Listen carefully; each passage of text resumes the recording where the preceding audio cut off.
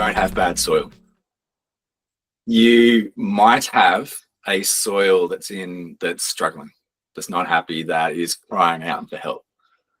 There's a much higher chance of that. You don't have a bad soil. You do have a soil that has physical limitations at a certain level. Like there's an absolute maximum carbon capacity, there's an absolute maximum water holding capacity, nutrient capacity. Those are probably all higher than you think they are.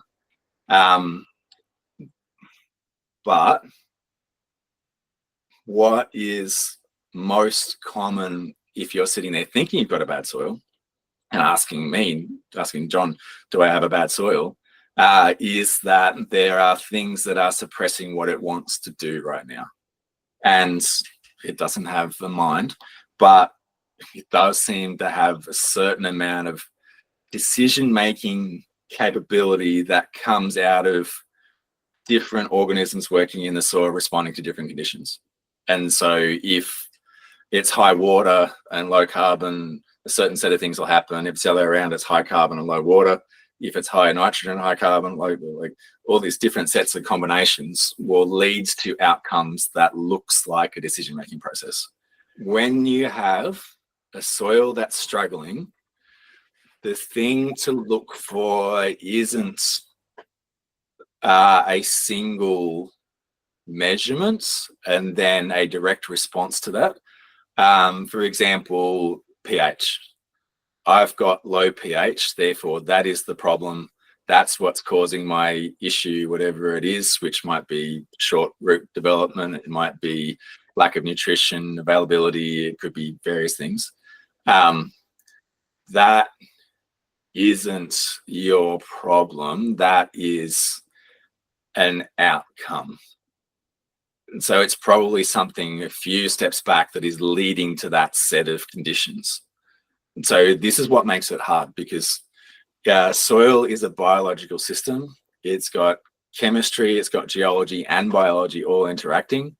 In a healthy functioning soil, there could be 5 billion bacteria in a bit of soil this big, the same size as this NUSB cap, which was the closest thing I could see on my desk right now. And more different species in there than there are plant and animal species in the entire Amazon rainforest before we started messing with it. So the idea that we could properly understand that and all the different potential interactions in there is not really viable. We can't understand every single bit. We can step back and look at where things go up and down. So that means that if we've got pH being an indicator that's come up over here, that could have been something that happened over here that affected something over here that affected something over here that was back here, back here, back here, that ended up showing up this symptom here. So if we, let's say that's a button and we push it down to fix it, now what's happened to all these things over here, that could have not fixed the original problem over here and might have set up a chain of reaction, all these other things over here. So you're not expected to, because I've been studying it for 17 years and I don't necessarily know exactly what to do, but it is a really good idea to step back and look at the whole thing and go, is this system functional? What might stop it from being functional? And usually that's a combination of a lack of carbon and a lack of living things in the soil. I like to concentrate on bacteria and fungi and archaea, but also insects and worms and digging animals and all sorts of stuff. Why aren't they all there? So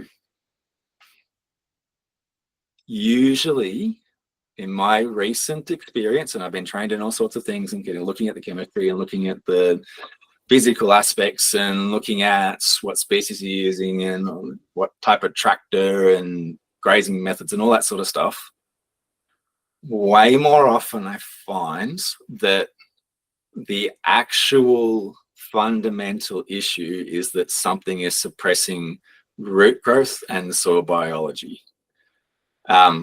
Because nearly every positive aspect of the soil, including the building and use of soil carbon comes from roots and microbes. So sometimes it's as simple as too much phosphorus available in the soil. That will cause plants to choose, I'm using that choose word again, but there it is, to not make an association with mycorrhizal fungi. So they use mycorrhizal fungi to go out into the soil, and if a plant root is the size of my arm there, a plant hyphae is like what that looks like there, but times 100. They're way smaller. They can go way incredibly ridiculous lengths. You can get 20,000 kilometers of mycorrhizal hyphae in a square meter of soil, which I thought was not, it's bullshit. That's what I thought it was. I was trying to avoid that word. I couldn't get around it. But I went and did the calculations, and it's actually true. It's not, it can go a lot higher than that, is in the possibilities. Anyway, they make an association with the plant root. They get paid in sugar, and they bring back water that they explore from all these areas and are really strong at sucking.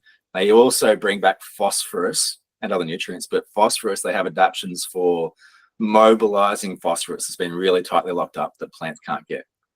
And so if the plant's got plenty of phosphorus and enough water, it goes, don't need you, see ya.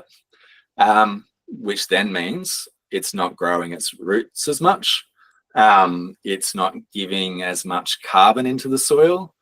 It's you're missing out on glomalin formation, which is probably one of the most stable forms of carbon in the soil. You're losing out on the other jobs that they do, including controlling nematodes, things like that. It's all these cascading issues come out of just a bit too much phosphorus. And you need phosphorus.